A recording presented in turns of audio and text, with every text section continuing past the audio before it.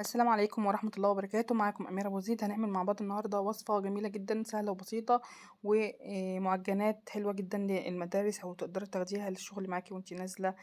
وكمان هي مش هتاخد وقت معاكي خالص. معايا هنا نص كيلو من الدقيق، حطيت عليه معلقتين كبار من السكر، معلقة كبيرة من الخميرة الفورية، وبطرف المعلقة حطيت هنا رشة من البيكنج باودر، رشة من الملح. تمام كده. ومعلقتين كبار من الزبادي عشان تطريلي العجينة وتخليها هشة كده وقطنية. بنزل هنا بنص معلقة كبيرة من الخل ومعلقتين كبار من الزيت.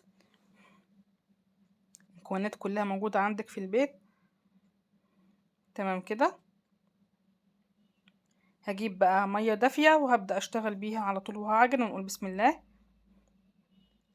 هقلب كل المكونات كده مع بعضها. الخميرة طبعا لو انتي ما جربتهاش او خايفة منها، تقدري ان انتي تحطيها في نص كوباية مية مع معلقتين من السكر وتختبريها، لو هي اتفعلت تبقي خلاص تشتغلي بيها. لكن انا متأكدة هنا ان الخميرة بتاعتي شغالة، فببدأ اشتغل بيها على طول.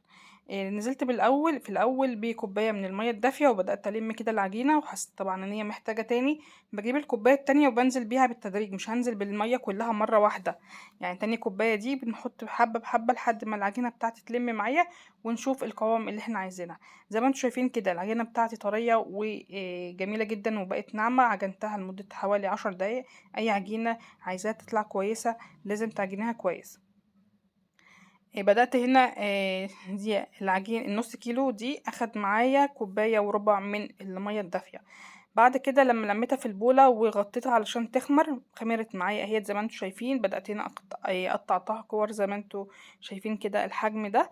ده النص كيلو طلع لي 13 واحدة من المعجنات اللي احنا هنعملها. دي معجنات الجيب، سهلة بسيطة وكمان حلوة جدا. هقول لكم ان هي سهلة ازاي. ان انتي بتحطي فيها سندوتشات للمدرسة، الولاد ما بيوقعوش اي حاجة من اللي جوه الحشو اللي في السندوتش.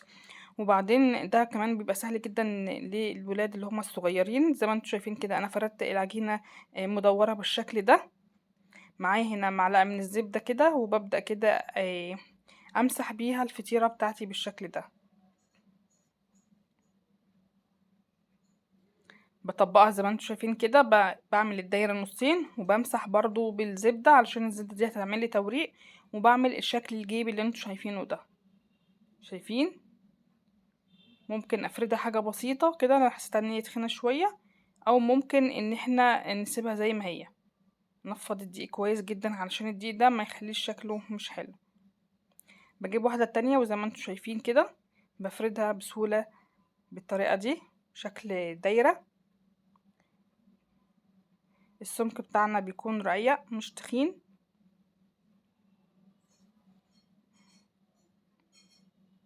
بحاول اخليها دايرة على قد ما بقدر. ممكن تجيبي بولة او كوباية وتحطيها كده وتقصي حواليها، تشيلي الاطراف يعني اللي هي شكل مش دايرة. هنا بحط الزبدة واتني، واحط زبدة واتني. الزبدة دي هي علشان تخلي لي الطبقات مورقة ومفرغة من جوه، علشان لما اقدر احشيها تكون سهلة ان انا افتحها. بعد ما خلصت كل الكمية بالشكل ده وسبت العجينة بتاعتي تخمر معايا لمدة 10 دقايق او 15 دقيقة حسب درجة حرارة المكان اللي انتي سايبة فيه المعجنات دي، بجيب هنا بقى شوية من الحليب وبدهن وشه كده، او ممكن تجيبي صفار بيض وتحطي عليهم معلقة صغيرة من الخل وتديني برضو وش الفطاير. يعني عندك تقدر ان انت تستخدمي الحليب، ممكن تستخدمي صفار البيض. هنا برش شوية من السمسم. ولازم نسيب الفطاير دي تخمر شوية قبل ما ندخلها الفرن. دخلتها الفرن على درجة حرارة 240. حمرتها من فوق ومن تحت زي ما انتم شايفين كده، لون تحفة بجد. وبعدين علشان اتأكد كمان ان الفطائر بتاعتي دي تكون طرية، بغطيها.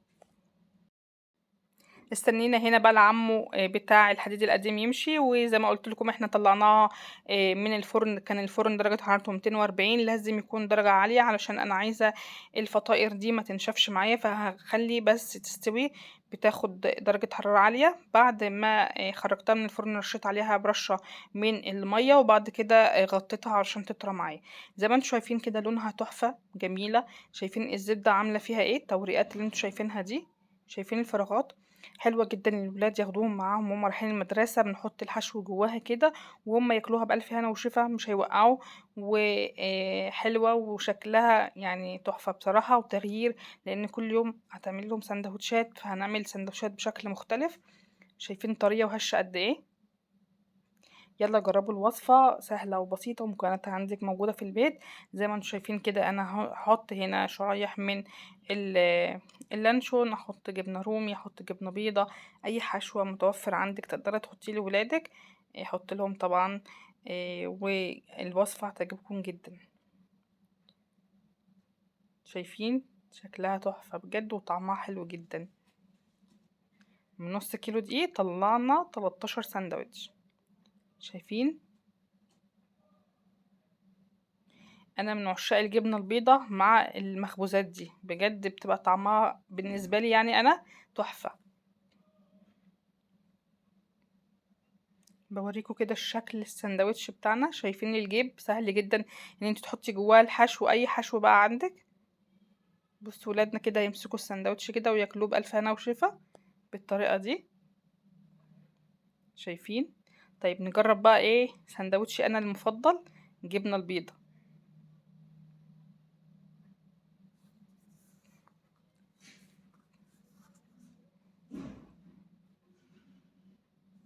حطيت هنا قطعة من الجبنة البيضاء، نحط بقى ايه خيار او طماطم، او خيار وطماطم. للمدرسة طبعا مش هنحط طماطم. شايفين شكله تحفة. ناكله بقى كده وندوق. الله الله الله الله، تحفة.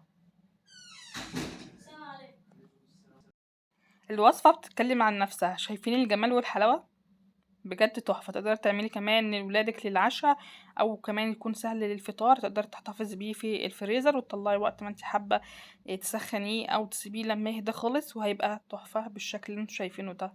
كانت معاكم أميرة وزيد، باي باي.